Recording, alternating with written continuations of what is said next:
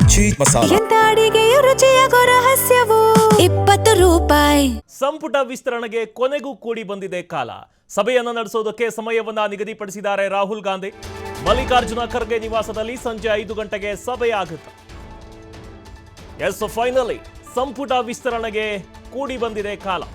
ಸಭೆ ನಡೆಸೋದಕ್ಕೆ ಸಮಯವನ್ನ ನಿಗದಿಪಡಿಸಿದ್ದಾರೆ ವಿಪಕ್ಷ ನಾಯಕ ರಾಹುಲ್ ಗಾಂಧಿ. ಮಲ್ಲಿಕಾರ್ಜುನ ಖರ್ಗೆ ನಿವಾಸದಲ್ಲಿ ಸಂಜೆ 5 ಗಂಟೆಗೆ ಸಭೆಯನ್ನ ನಡೆಸಲಾಗುತ್ತೆ. ಸಿಎಂ, ಮಾಜಿ ಸಿಎಂ, ಕೆಪಿಸಿಸಿ ಅಧ್ಯಕ್ಷರಿಗೆ ಕೆಸಿ ವೇಣುಗೋಪಾಲ್ ಮಾಹಿತಿಯನ್ನ ನೀಡಿದ್ದಾರೆ. ಕೊನೆಗೂ ಕೂಡ ಸಚಿವ ಸಂಪುಟ ವಿಸ್ತರಣೆಗೆ ಕೂಡಿ ಬಂದಿದೆ ಕಾಲ. ಆಲ್ರೆಡಿ ಇಷ್ಟೊತ್ತಿಗೆ ಸಂಪುಟ ವಿಸ್ತರಣೆ ಆಗ್ಬಿಡಬೇಕಾಗಿತ್ತು, ಬಟ್ ನೀಟ್ ಪ್ರೊಟೆಸ್ಟ್ ಇತ್ತು ದೆಹಲಿಯಲ್ಲಿ. ಅದರಲ್ಲಿ ರಾಹುಲ್ ಗಾಂಧಿ ಬ್ಯುಸಿ ಇದ್ರು. ನೆಕ್ಸ್ಟ್ ಲೋಕಸಭೆ, ರಾಜ್ಯಸಭೆ ಏನು ಸದನದಲ್ಲೂ ಕೂಡ ಇದರ ಬಗ್ಗೆ ಚರ್ಚೆ, ಗದ್ದಲಗಳು, ಪ್ರತಿಭಟನೆಗಳು ನಡೀತಾ ಇದ್ವು. ರಾಹುಲ್ ಗಾಂಧಿ ಅವರು ಕೂಡ ಇದರ ಕಡೆ ಒಂದು ಗಮನ ಹರಿಸೋದಕ್ಕೆ ಸಮಯ ಸಿಕ್ಕಿರಲಿಲ್ಲ. ಬಟ್ ಇದೀಗ ಎಲ್ಲವೂ ಅಂತ್ಯ ಆಗಿದೆ. ಸಂಪುಟ ವಿಸ್ತರಣೆಗೆ ಕೊನೆಗೂ ಕಾಲ ಕೂಡಿ ಬಂದಿದೆ. ಸಭೆಯನ್ನು ನಡೆಸೋದಕ್ಕೆ ಸಮಯವನ್ನು ನಿಗದಿಪಡಿಸಿದ್ದಾರೆ ರಾಹುಲ್ ಗಾಂಧಿ ಅವರು. ಮಲ್ಲಿಕಾರ್ಜುನ ಖರ್ಗೆ ನಿವಾಸದಲ್ಲಿ ಸಂಜೆ 5 ಗಂಟೆಗೆ ಸಭೆ ಆಗುತ್ತೆ. ಸಿಎಂ, ಮಾಜಿ ಸಿಎಂ, ಕೆಪಿಸಿಸಿ ಅಧ್ಯಕ್ಷರಿಗೆ ಕೆಸಿ ವೇಣುಗೋಪಾಲ್ ಮಾಹಿತಿಯನ್ನು ಕೊಟ್ಟಿದ್ದಾರೆ. ದೆಹಲಿಯಲ್ಲಿ ಶಾಸಕರ ಬೀಡನ್ನು ಬಿಟ್ಟಿದ್ದಾರೆ. ಬಹಳಷ್ಟು ದಿನಗಳಿಂದ ದೆಹಲಿ ದಂಡಯಾತ್ರೆಗಳನ್ನು ಮಾಡ್ತಿದ್ದಾರೆ. ಇನ್ನೊಂದು ಕಡೆ ಬಿಜೆಪಿ ಕೂಡ ಕುಟುಕ್ತಾ ಇದೆ. ಇಲ್ಲಿ ಕಾವೇರಿ ಸಮಸ್ಯೆ ಇದೆ, ಎಲ್ಲರೂ ಕೂಡ ದೆಹಲಿಯಲ್ಲಿ ಅಧಿಕಾರದ ಆಸೆಗೆ ಇದ್ದಿದ್ದೀರಿ ಅಂತ ಹೇಳ್ತಿದ್ದಾರೆ. ಬಟ್ ಸಂಪುಟ ವಿಸ್ತರಣೆ ಅನ್ನೋದು ಆಗಲೇಬೇಕು. ಅದು ಇದೀಗ ಸಮಯ ಕೂಡಿ ಬರ್ತಾ ಇದೆ.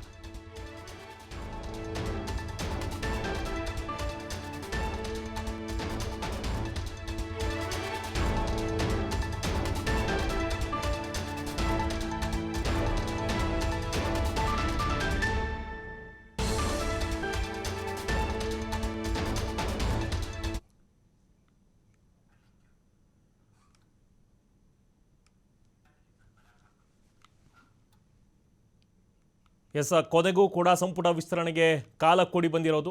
ಸಭೆಯನ್ನು ನಡೆಸೋದಕ್ಕೆ ಸಮಯವನ್ನು ನಿಗದಿಪಡಿಸಿದ್ದಾರೆ ರಾಹುಲ್ ಗಾಂಧಿ. ಅವರು ಬ್ಯುಸಿ ಇದ್ದರು.